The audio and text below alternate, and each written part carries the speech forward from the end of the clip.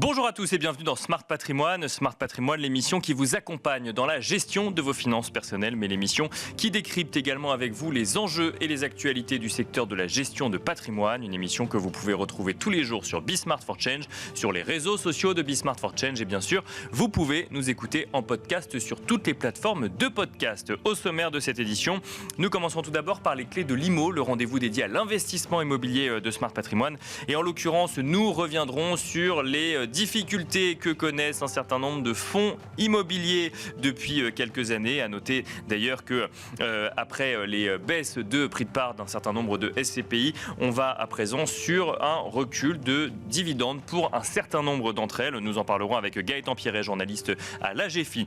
Nous enchaînerons ensuite avec Enjeu Patrimoine, un enjeu patrimoine consacré à la collaboration qui peut exister entre experts comptables et conseillers en gestion de patrimoine pour accompagner notamment le dirigeant d'entreprise ou l'entrepreneur de manière globale dans la gestion de son patrimoine. Ce sera donc avec Marc-Antoine Gromet, associé gérant chez Boréal Patrimoine, mais aussi avec Frédéric Espira, expert comptable spécialisé des questions de patrimoine. Et puis enfin, dans la troisième partie de l'émission, dans l'œil de l'expert, nous retrouverons Régis Yankovici, fondateur et dirigeant de Luxavie, avec qui nous traiterons le cas d'investissement du yen. On se retrouve tout de suite sur le plateau de Smart Patrimoine. Et c'est parti pour les clés de l'IMO, le rendez-vous dédié à l'investissement immobilier de Smart Patrimoine. Et aujourd'hui, nous allons nous intéresser spécifiquement aux SCPI et aux SCI, et notamment à la performance de ces véhicules d'investissement en immobilier sur 2024. Pour en parler, nous avons le plaisir de recevoir sur le plateau de Smart Patrimoine Gaëtan Pierret. Bonjour Gaëtan Pierret. Bonjour Nicolas. Bienvenue sur le plateau de Smart Patrimoine. Merci, on est ravis de vous retrouver en plateau. Pareil. Vous êtes journaliste à l'AGFI et on va commencer avec un chiffre. 43% des SCPI ont baissé leurs dividendes en 2024. Alors, sur les derniers mois, voire même sur les dernières années, on avait l'habitude sur ce plateau de parler essentiellement des baisses de prix de part, notamment en matière de SCPI. C'est ce qui a inquiété le marché, la valorisation des sous-jacents des fonds immobiliers. Et là, on se rend compte qu'il y a aussi un sujet performance sur un certain nombre de véhicules immobiliers. Ah oui, et puis c'est pas un petit sujet, c'est un peu le totem des SCPI qui a été fragilisé l'année dernière. Vous le disiez, c'est 43% des SCPI qui ont baissé. En moyenne, la baisse des dividendes, c'est 3%. Alors ça peut paraître quand même assez anodin, mais c'est quand même un peu important. Jusque-là, les gérants étaient assez rassurants sur un sujet. Peu importe les décotes, ils nous disaient non mais les décotes c'est pas forcément grave, tant que les investisseurs ne vendent pas, la casse elle ne se matérialise pas, et ils avaient raison. Tant que la distribution tenait, mais en fait tout allait bien. Et en fait là on se rend compte qu'on passe dans la deuxième partie de la crise où après avoir connu de grosses décotes sur les valeurs des prix de part, mais aussi sur les sous-jacents des pays, là maintenant ça y est, la distribution elle commence à être un peu rognée. Comment est-ce que vous, en tant que journaliste qui suivez de près ces sujets-là, vous analysez cette année 2024 ? On a eu effectivement le témoignage de pas mal de professionnels de l'immobilier, mais avec un regard un petit peu plus extérieur, peut-être un petit peu plus aiguisé sur le sujet. Comment est-ce que vous analysez l'année 2024 ?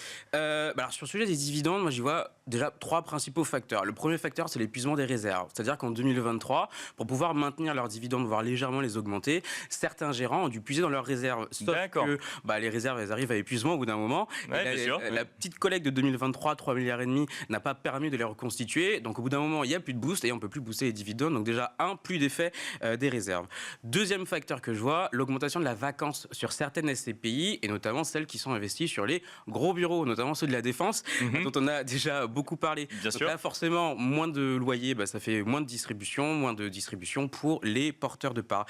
Et puis enfin, il faut y voir comme principal facteur, je pense, l'effet des plans d'arbitrage massifs et des fonds de remboursement qui sont encore en cours. C'est-à-dire qu'il y a des gérants, pour retrouver la liquidité, qui sont obligés de vendre des actifs, et donc en fait, ils assèchent les SCPI, et donc moins d'actifs, moins de loyer, moins de distribution.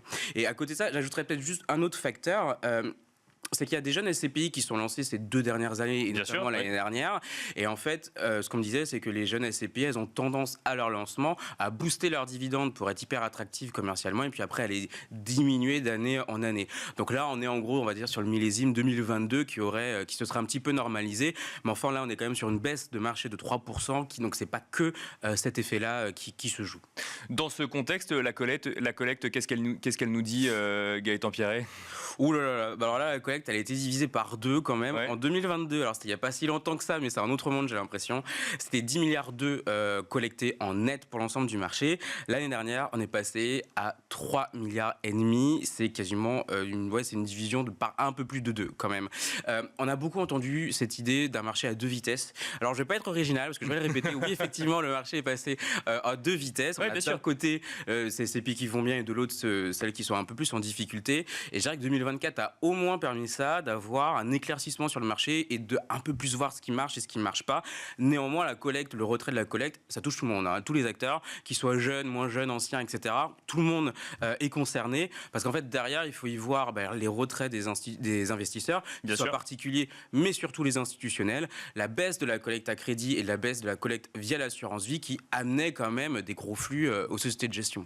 Mais c'est important de le rappeler, effectivement, derrière les chiffres que vous nous donnez, il y a un marché à deux vitesses. Alors effectivement, on l'a dit, on le redit beaucoup, c'est pas un mouvement uniforme. Il y a quand même des SCPI sur lesquels on peut trouver de la performance aujourd'hui, mais il faut chercher de manière un peu plus précise qu'il y a quelques années, si je comprends bien. Oui, c'est ça. Alors, on a beaucoup parlé des jeunes SCPI qui se lancent, qui bénéficient d'une bonne dynamique. Il n'y a pas qu'elles, hein, il y en a d'autres qui vont bien et certaines qui se sont lancées depuis un peu plus longtemps. Vous parliez justement des 43% qui ont baissé leurs dividendes, mais il y a aussi un peu plus de la moitié qui ont augmenté leurs dividendes. Pareil pour les décotes, c'est un D'accord. quart Ça du veut dire marché qu'en qui a baissé. 2024, où on baissait ses dividendes, ou on augmentait ses dividendes, Bah, c'est ça? c'est D'accord. ça, exactement. Ouais. Il y en a quand même qui ont augmenté leurs dividendes. Les décotes, c'est pareil, c'est un quart du marché qui a baissé, mais les autres ont à minima stagné ou l'ont augmenté. Donc, D'accord. il y a quand même une bonne partie du marché qui reste assez saine. En fait, pourquoi l'attention est aussi focalisée sur ce qui ne va pas, c'est parce qu'en fait, ce sont essentiellement des gros fonds qui ne vont pas bien, des fonds Bien sûr. historiques où il y a des gros volumes en fait qui sont des gros flux en fait qui sont en train de changer de main, tout simplement. Les jeunes SCPI qui, du coup, affichent des performances plutôt intéressantes. Alors, vous l'avez dit, il y a celles qui boostent un petit peu pour attirer la collecte, et puis celles qui proposent des rendements annualisés, même quand ils n'ont pas un an d'existence. Là, ça fait crisser certaines dents aussi. Ah bah, c'est un peu le psychodrame de LinkedIn les 2 dernières semaines. Alors effectivement, il y a des jeunes SCPI qui ont communiqué sur un taux de distribution annualisé. Ce taux, ça veut dire quoi? En fait, c'est pour les SCPI qui n'ont pas un an d'exercice. Elles ont communiqué sur un taux annualisé. C'est une pratique qui est interdite par la SPIM, l'association de place, mais qui n'est pas interdite réglementairement. D'accord. En fait, c'est juste que ça met sur la même ligne des taux qui n'ont plus rien à voir entre un taux annuel et un taux annualisé. Effectivement, ça fait beaucoup critiquer. Moi, personnellement, je trouve que le taux de distribution, il ne veut plus dire grand-chose, étant donné qu'il y a eu beaucoup de baisses de prix de part l'année dernière qui étaient justifiées ou pas justifiées. Et parmi les pas justifiées, ce sont des SCPI qui ont baissé pour retrouver une attractivité commerciale, c'est-à-dire afficher un taux de distribution un peu plus intéressant, un peu plus attractif, pour pouvoir essayer de relancer la collecte. Donc le taux de distribution, pour moi, maintenant, il est vraiment à prendre avec énormément de recul. C'est pas l'indicateur qui est le plus à regarder, selon moi. Peut-être que je me trompe, mais en tous les cas, le psychodrame sur le taux de distribution analysé, je pense qu'il faut prendre du recul. À côté de ça, il y a des indicateurs qui sont peut-être un peu plus importants, notamment le sujet des dividendes qui ont baissé, le taux d'indicateur de risque aussi qu'il faut peut-être un peu plus regarder, parce qu'on a pu voir ces derniers jours qu'il a pu être un sujet. C'est justement, c'était ma prochaine question. Est-ce qu'on va voir, voilà, c'est parfait. Est-ce qu'on va voir des fonds changer potentiellement de classe de risque en matière de SCPI? Eh ben, ça a déjà commencé. Alors effectivement, la Française a communiqué sur un changement d'indicateur de risque pour 5 de ces SCPI. Ils sont passés d'un SRI, donc SRI indicateur de risque synthétique, et comme c'est de l'anglais, ça passe en SRI, de 3 à 4. Apparemment, c'est pas les seuls, hein. Il y a d'autres SCPI et d'autres sociétés de gestion qui auraient aussi fait changer leur SRI. Alors ça, je suis en train de le vérifier parce que il n'y avait pas d'indicateur de marché à l'échelle du marché dans le bilan qui a pu être publié fin d'année dernière. Donc il faut regarder vraiment au cas par cas, mais il y en a d'autres qui effectivement l'auraient changé. Cet indicateur, il traduit quoi? Il traduit la volatilité des SCPI. Donc là, dans le cas de la Française, c'est des SCPI qui avaient pas mal décoté ces derniers mois, notamment en début d'année. Donc forcément, à un moment, il fallait réajuster ce SRI. Étant donné les grosses décotes qu'on a pu connaître ces 2 dernières années, effectivement, il est probable qu'il y ait d'autres SCPI qui l'ont fait ou qui vont devoir le faire. Quelle question se poser quand on est investisseur particulier dans un marché qui a l'air de plus en plus complexe à lire quand même, quand on n'est pas au quotidien à le suivre? Il y a beaucoup de questions à se poser. Moi, je dirais surtout, il faut regarder le sous-jacent, il faut regarder la thèse d'investissement des SCPI. C'est pour ça que je disais, le taux de distribution, finalement, c'est plus forcément l'indicateur à regarder parce que s'il est plus forcément très parlant. Il faut vraiment regarder la thèse d'investissement des sociétés de gestion, aller voir ce dans quoi elles investissent. Est-ce que c'est du granulaire ou du bloc? C'est-à-dire, est-ce que c'est des gros actifs qu'elles vont acheter ou plutôt des petits actifs? Il y a des sociétés de gestion qui essayent de faire les deux. Il y en a qui vont être plus dans le granulaire et d'autres qui vont être que dans le bloc. Le bloc, c'est intéressant parce que ça permet d'investir des tickets importants et donc d'épuiser la collecte très vite. Mais de l'autre côté, quand il y a des gros retournements, ça peut être compliqué à gérer. Les gros actifs de bureau, on voit, quand il faut les transformer, faire des travaux, les relouer ou les vendre, ça peut très vite être compliqué. Donc moi, je dirais, il ne faut pas regarder que le taux de distribution, regarder les autres indicateurs, notamment celui de vacances, regarder l'évolution des dividendes, c'est entre, allez, on va dire, les derniers trimestres et le premier trimestre 2025. Regardez, vraiment décortiquer les reportings plutôt que juste vous arrêter au taux de distrib. Est-ce que le sujet valorisation, alors que ce soit du prix de part ou du sous-jacent, est vraiment un sujet quand on veut investir sur 20-25 ans? Alors, oui et non, c'est effectivement la question que, enfin, c'est un peu le sujet que nous disaient effectivement les gérants. C'est pas grave, tant qu'on vend pas, il n'y a pas de sujet. Effectivement, tant qu'on vend pas, on ne matérialise pas la casse. Oui. C'est pour ça que je dis, c'est peut-être plus les dividendes qu'il faudra regarder que le prix de part. Maintenant, le prix de part, ça donne aussi une indication sur le patrimoine. Oui, bien sûr, la qualité du patrimoine. Exactement. Ouais. Et voir si, en fait, ça permet de voir si le patrimoine subit des grosses décotes intrinsèquement ou pas.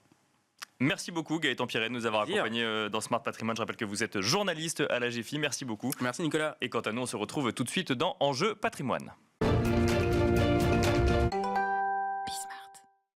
Les conseillers en gestion de patrimoine et les experts comptables doivent-ils travailler en étroite collaboration pour accompagner les entrepreneurs ou dirigeants d'entreprise? C'est la question qui va nous animer aujourd'hui dans Enjeu Patrimoine. Et pour en parler, nous avons le plaisir de recevoir sur le plateau 2 experts du sujet. Nous avons le plaisir de recevoir tout d'abord Marc-Antoine Gromet. Bonjour Marc-Antoine Gromet. Bonjour Nicolas. Bienvenue sur le plateau Smart Patrimoine. Vous êtes associé gérant chez Boréal Patrimoine. Et à vos côtés, nous avons le plaisir d'accueillir Frédéric Espira. Bonjour Frédéric Espira. Bonjour Nicolas. Bienvenue sur le plateau également. Vous êtes expert comptable et spécialiste des questions de patrimoine. Alors si on se pose cette question, donc Marc-Antoine Gromet et Frédéric Espira, c'est parce que un entrepreneur ou un dirigeant d'entreprise, on va commencer avec vous Marc-Antoine Gromet, peut être amené à vouloir optimiser son patrimoine, que ce soit pour des sujets de fiscalité, pour des sujets de transmission, ou tout simplement d'optimisation donc globale de son patrimoine. Mais alors il faut réussir en fait quand on rentre dans des montages parfois un petit peu complexes ou pas, à faire le trait d'union entre ce que le conseiller en gestion de patrimoine a décidé ou propose à son client et ce que l'expert comptable de ce même client va être capable d'intégrer finalement dans la suite de la relation. Marc-Antoine Gromet. C'est exactement ça en fait. Le nœud du sujet aujourd'hui et qu'on partage avec Frédéric, c'est qu'en fait on a aujourd'hui 2 mondes un peu parallèles et finalement qui se parlent qu'à minima, c'est-à-dire je te passe les infos, tu les récupères, mais chacun traite de son côté et finalement il y a un manque flagrant d'intégration ou de collaboration entre les deux. Alors qu'en fait, le patrimoine du dirigeant, il est bien c'est-à-dire qu'il y a bien un patrimoine pro, un patrimoine privé, mais finalement l'un alimente l'autre dans un sens ou dans l'autre, et finalement ne pas les faire se parler, et du coup ne pas faire les 2 référents de chacune des parties se parler, c'est un peu bête. Ça veut dire que quand un conseiller en gestion de patrimoine et un expert comptable ne se parlent pas, il peut y avoir des erreurs qui sont faites au détriment du client ? Très souvent. Enfin, ouais. je peux citer un exemple parce qu'il est caricatural, mais un bénéfice fiscal d'une holding patrimoniale qui se finit à 200 000 euros au lieu de 20 000, parce qu'en fait, l'expert comptable n'a pas pris la peine de regarder comment se traiter certaines opérations et qui passe plein de plus-value une seule fois, alors qu'en fait, c'est du report fiscal. Et qu'en plus c'est traité avec un avantage à la sortie, forcément pour la cliente, l'enrichissement, il est clairement pas pareil. Et là, on parle d'opérations complexes ou ça peut même arriver sur des opérations plus simples ? Le problème du patrimonial à l'IS, c'est qu'il est souvent complexe parce qu'on rentre dans une logique où, et Frédéric, je pense le dire mieux que moi, plein d'opérations ont un traitement à part. On sort vraiment de la compta classique, des écritures traditionnelles et du raisonnement classique où il y a une recette, il y a un bénéfice, il y a un impôt, il y a beaucoup de choses qui ont des régimes spéciaux. Je vais vous poser une question que je poserai ensuite à Frédéric Espira, mais est-ce que les experts comptables connaissent le langage du patrimoine ? Ça, c'est, je pense, le travail quotidien et le combat de Frédéric, c'est arriver à faire se parler les 2 professions. Bien et sûr. Surtout apprendre aux experts comptables à parler le langage du CGP. Et il a aussi du boulot dans l'autre sens, parce qu'il faut que le CGP parle le comptable. Justement, Frédéric Espira, est-ce que les conseillers en gestion de patrimoine, ils connaissent le langage de l'expert comptable ? Pas toujours. Du comptable, oui, parce qu'ils ont bien souvent un comptable, un expert comptable, bien évidemment.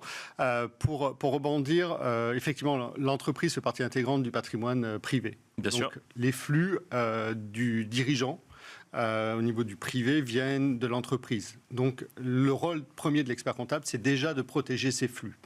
Ensuite, sur les montages un peu plus complexes de holding, bien souvent, on a eu ou on a encore des sociétés opérationnelles en dessous. D'accord. Donc on a déjà une fiscalité et des flux financiers qui viennent de la société opérationnelle qui montent au niveau de la société holding. Et après, effectivement, il y a des placements oui, bien sûr. Particuliers qu'on va pouvoir faire sur la Parce que le choix de la holding est déjà un choix patrimonial quelque part. On sort de l'exploitation de la société pour réfléchir investissement, réfléchir transmission par exemple. Souvent, dont on parle, c'est l'encapsulement effectivement du prix de vente de l'entreprise opérationnelle. Et puis après, qu'est-ce que j'en fais ? Oui, bien sûr. Voilà. Et après, tous les montages, distribution de dividendes, en fait, tous les montages concernant le flux qui viennent du professionnel, les flux à l'IS, qui atterrissent dans le domaine privé. Donc, il me faut, un domaine privé, un peu d'assurance vie, mais j'ai de l'investissement à faire dans la société holding, le placement de trésorerie, entre autres. Qu'est-ce que je fais ? Et pour répondre à votre question, est-ce que les deux se parlent ? Oui, bien sûr. Oui, ça parle de temps en temps, oui, mais est-ce qu'ils se comprennent ? C'est ça la question. Est-ce qu'ils se comprennent ? Pas toujours. D'accord. Puisqu'il y a encore des vieilles images de l'expert comptable, c'est un comptable, il fait de la fiscalité et puis il va s'arrêter là. Okay. C'est quand même une image plutôt archaïque. D'accord. C'est plus la réalité du quotidien du cabinet d'expertise comptable. Et puis, il y a l'expert comptable qui a l'image du CGP, c'est un vendeur de tapis, c'est un vendeur de produits. Et puis voilà, donc il se fait beaucoup de com et il ne fait pas grand-chose. Et ça, c'est toujours vrai, ça ? Et j'ai bien peur que ce soit plus... Je pense qu'on peut dire que c'est les quand même de moins en moins, puisque la profession, depuis 2007, se professionnalise. Bien sûr. Avec les réglementations MIF 1, MIF 2 et tout ce qui a découlé, la transcription sur la partie assurance. Donc en fait, de moins en moins. Mais c'est vrai qu'il y a eu cette image et il y a eu cette réalité. Il ne faut pas se voiler à la face. Frédéric Espira, donc il y a deux caricatures un petit peu sur le métier, puis maintenant il y a la réalité. La réalité, c'est que l'expert comptable va sur ce domaine du conseil patrimonial parce que c'est une vraie demande des clients. D'accord. Les clients ont envie d'avoir une porte d'entrée avec un full service. C'est un vrai besoin. L'expert comptable. Donc, ils demandent à l'expert comptable de les accompagner sur la gestion de patrimoine, c'est ça ? J'ai eu le cas d'un cabinet sur Nancy où le chef d'entreprise avait fait le tour pour avoir un devis, pour changer d'expert comptable, pour avoir un devis auprès d'autres confrères ou consoeurs. Et la première des questions, c'était est-ce que vous êtes capable de m'accompagner sur mon patrimoine privé. D'accord, mais ça reste deux métiers différents, donc comment on fait dans ce cas-là ? Ça reste deux métiers complémentaires. D'accord. Et non différents. Il n'y a pas de mur entre les deux. Donc il faut qu'il y ait des partenariats. Il faut qu'il y ait un partenariat. Il faut effectivement créer ce que moi j'appelle le quatrième pôle du cabinet, qui est le pôle conseil patrimonial. Après le pôle compta, gestion fiscale, le pôle social, le pôle juridique, le pôle conseil en gestion de patrimoine. Après, est-ce que c'est à l'expert comptable de s'approprier d'une façon ou d'une autre ce pôle-là, bien évidemment, en termes d'interlocuteur, puisque c'est lui qui connaît l'origine des flux, bien sûr, qui vont atterrir quelque part, notamment dans le domaine privé. Par contre, est-ce que c'est le technicien ?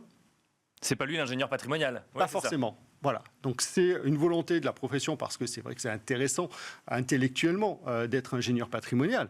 Par contre, la réalité terrain, c'est un expert comptable fait 25 heures par jour. Voilà, donc du coup, il va falloir structurer mon quatrième pôle du cabinet. Donc, est-ce que j'intègre ? Ou est-ce que je travaille en partenariat ? Marc-Antoine Gromet, ça veut dire que de plus en plus, il va falloir développer des collaborations entre experts comptables et conseillers en gestion de patrimoine au bénéfice du client, si je comprends bien, c'est ça ? Je pense que c'est une vision qu'on partage. Vous partagez effectivement ce constat sur ces clients qui recherchent de plus en plus des cabinets qui soient capables d'aller au-delà de l'expertise qu'ils avaient initialement ? Oui, en fait aujourd'hui, le client, ce qu'il veut, c'est du clé en main. Et en fait, on approche finalement parfois d'une mission de family office, même pour un client qui n'a pas forcément la taille patrimoniale pour relever de ce segment. C'est qu'en fait, il se dit, moi j'ai une entreprise, c'est là que je gagne ma vie. Et en fait, c'est pas normal que ce qui alimente mon patrimoine privé, mon épargne, ma future retraite, ne soit pas traité de manière homogène par les gens qui sont mes conseils. Oui, bien sûr. Autour de la table, j'arrive pas à avoir les deux en même temps. C'est un sujet qu'on aurait déjà dû traiter, en fait, sur lequel il est, je pense, grand temps de s'en occuper. La question d'optimiser son patrimoine, de créer une holding par exemple, elle germe à quel moment ? Elle germe dans la relation avec son expert comptable ou un peu plus tard quand on rencontre son conseiller en gestion de patrimoine ? Comment ça se fait, Frédéric Espira ? Alors, moi, j'aurais plutôt tendance, effectivement, à dire lorsque son expert comptable qui l'accompagne sur sa stratégie de développement, détecte le besoin soit d'une création d'une seconde holding, soit éventuellement en vue d'un apport cession. Enfin, voilà, Bien sûr, il y a plein de raisons, donation aux enfants, etc. Mais je voulais revenir sur l'Interpro, effectivement, CGP, mais l'expert comptable a l'habitude de travailler avec avocats et notaires.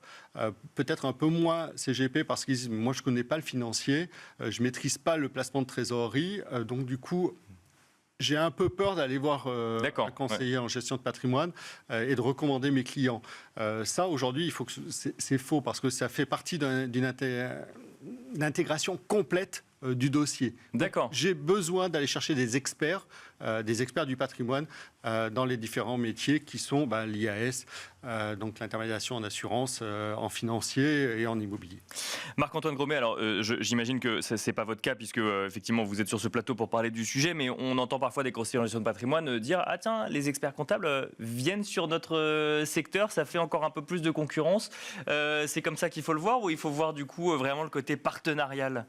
En fait, je pense que les gens qui ont ce discours méconnaissent la nature de ce qu'est un expert comptable. En fait, un expert comptable, comme l'a fait Frédéric, ils sont à l'aise avec un avocat, un notaire, parce qu'ils sont entre professionnels du droit et du chiffre, au sens du conseil, au sens du 1 + 1 = 2, en fait, au sens d'un monde qui est un peu certain. Le monde de son patrimoine et le monde de la finance, il est instable par nature. Enfin, on voit, regardez une courbe de marché financier, il n'y a rien de plus aléatoire en termes de performance, où on pense qu'on aura une bonne année, on aura une mauvaise, et après, il faut savoir l'assumer. En fait, c'est ça qui peut faire peur à un expert comptable. Et en fait, un expert comptable aujourd'hui, quand il dit « je veux m'occuper du patrimonial », il va venir sur le terrain du conseil, de la réflexion, du regard complémentaire pour apporter effectivement son expertise, mais il n'ira jamais, pour être un peu facile, manger le gagne-pain d'un CGP, puisqu'en fait, on est quand même une profession qui vit sur la finance et sur le placement. Et en fait, c'est un sujet, je pense, que l'expert comptable ne souhaite pas aborder ou intégrer à son niveau. Frédéric Espira, oui. Pour compléter, au sein du cabinet d'expertise comptable, 100% de nos clients ont un besoin patrimonial. Souvent, les CGP vont intervenir sur une frange seulement de notre clientèle, 10, 15, 20%, ce qu'on appelle les clients dits patrimoniaux. D'accord, les plus aisés. Mais en amont, 100% de nos clients ont besoin de conseils patrimonial, notamment la prévoyance, notamment la retraite. Et tous les CGP ne vont pas forcément sur ce domaine-là. Donc, quand on parle de partenariat, on parle de partenariat au pluriel. C'est-à-dire que j'ai besoin d'un CGP expert dans son domaine financier, dans son domaine immobilier, dans son domaine assurantiel financier, c'est un placement, un contrat de capi ou assurance vie, mais j'ai aussi besoin de CGP ou d'assureurs sur la partie prévoyance, sur la partie retraite. Donc j'ai besoin d'une intérêt et j'ai besoin du notaire sur le mandat de protection future. Et de l'avocat fiscaliste sur les montages, la création de la holding, montages fiscaux particuliers. Sujet complexe. On finira là-dessus. On a bien compris effectivement cette nécessité de partenariat entre les deux professions. Merci beaucoup Marc-Antoine Gromet, associé gérant chez Boréal Patrimoine. Merci Frédéric Espira, expert comptable et spécialiste des questions de patrimoine. Merci beaucoup. Et quant à nous, on se retrouve tout de suite dans l'œil de l'expert. Et nous finissons cette émission avec l'œil de l'expert où nous avons le plaisir de retrouver, comme tous les mois, Régis Yancovici, fondateur et dirigeant de Luxavis. Bonjour Régis Yancovici. Bonjour Nicolas. Merci d'être avec nous. Alors, en duplex cette fois-ci, Régis. Pour cet œil de l'expert, vous avez fait le choix de nous dresser le cas d'investissement du yen. Pourquoi, dans l'analyse des marchés financiers, avoir fait le choix de parler d'une devise, Régis Yancovici ? Parce que, alors on s'était vu déjà le mois dernier, on avait parlé de diversification, on avait parlé de décorrélation pour essayer de protéger les portefeuilles de la volatilité qu'on estimait être croissante. Et c'est vrai que la zone euro est une zone intrinsèquement faible au niveau économique, au niveau politique, des institutions qui fonctionnent difficilement, géopolitiques, démographiques. Donc, on peut estimer naturellement qu'à moyen et long terme, l'euro soit une devise faible. Alors, ce n'est pas forcément négatif pour les marchés d'actions, puisque les exportateurs bénéficient de cette devise faible, mais en revanche, ça donne sérieusement envie de diversifier géographiquement et de s'exposer à des devises. Et le yen est un cas, je trouve, très intéressant. D'abord, parce que personne n'en parle, ou peu de personnes en parlent. Donc forcément, ça éveille mon intérêt. Et puis, souvenez-vous, l'été dernier, on a un flash crack qui pousse les marchés dans une baisse de quelques jours. Et on parle de carry trade, et on parle de débouclement de carry trade, et le yen est au cœur de ce carry trade.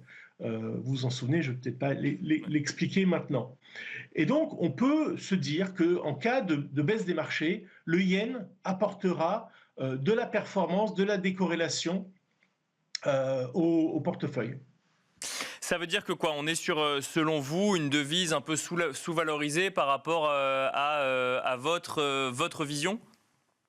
Absolument. Alors, c'est toujours délicat de valoriser une devise. Ce qui est intéressant, c'est de voir la différence de politique monétaire. Le patron de la BOJ, la Banque centrale japonaise, a changé il y a 2 ans et le discours est vraiment très différent. Ils sortent de la politique à taux zéro et cherchent à normaliser la politique monétaire, c'est-à-dire à faire remonter les taux d'intérêt.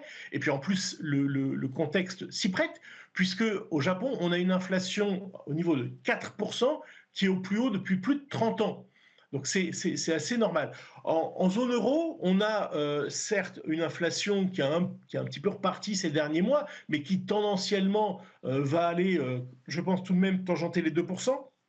Et qu'on a, on a un endettement tel, on a des besoins malgré tout de dépenses, puisqu'on voit par exemple les dépenses en termes de défense qui doivent accélérer. Donc les taux doivent être maintenus à des niveaux très bas. Donc le différentiel de taux, par exemple, entre l'Allemagne, taux sans risque, et le Japon, est en train de fondre comme neige au soleil, et on voit que c'est extrêmement corrélé à la paire yen-euro. Donc non seulement on a une devise qui va nous protéger en cas de baisse des marchés, et en plus, fondamentalement, il y a un véritable attrait, puisque en plus, c'était une devise quand même qui était, il y a quelques mois encore, au plus bas depuis plus de 35 ans. Comment est-ce Donc, qu'on... c'est très, je trouve, un placement extrêmement attractif que de positionner du yen en portefeuille aujourd'hui. Et alors justement, rapidement, comment est-ce qu'on fait, Régis Jancovici, pour positionner du yen en portefeuille? Alors, c'est pas si simple en fait, parce que, évidemment, si on achète des actions, qu'on sait que le Japon est une économie extrêmement exportatrice, les exportateurs vont être pénalisés par cette hausse du yen. Donc, attention de le faire en action. Attention également de le faire en obligation, parce que si remontée des taux il y a, vous allez perdre d'un côté ce que vous allez gagner sur le yen. Donc le moyen le plus simple, et qui est tout de même accessible quand on cherche bien quelques ETF, c'est d'acheter des emprunts à court terme, voire du monétaire, tout simplement en yen. Il y a également des certificats à levier sur le yen. Attention à la liquidité, bien évidemment, mais je crois que c'est le moyen de se positionner en ne prenant qu'un risque yen et pas en intégrant un autre risque dans le produit d'investissement. Merci beaucoup Régis Jancovici de nous avoir accompagnés à distance cette fois-ci dans Smart Patrimoine. Je rappelle que vous êtes fondateur et dirigeant de Luxavie. Merci beaucoup. Et quant à nous, on se retrouve très vite sur Be Smart for Change.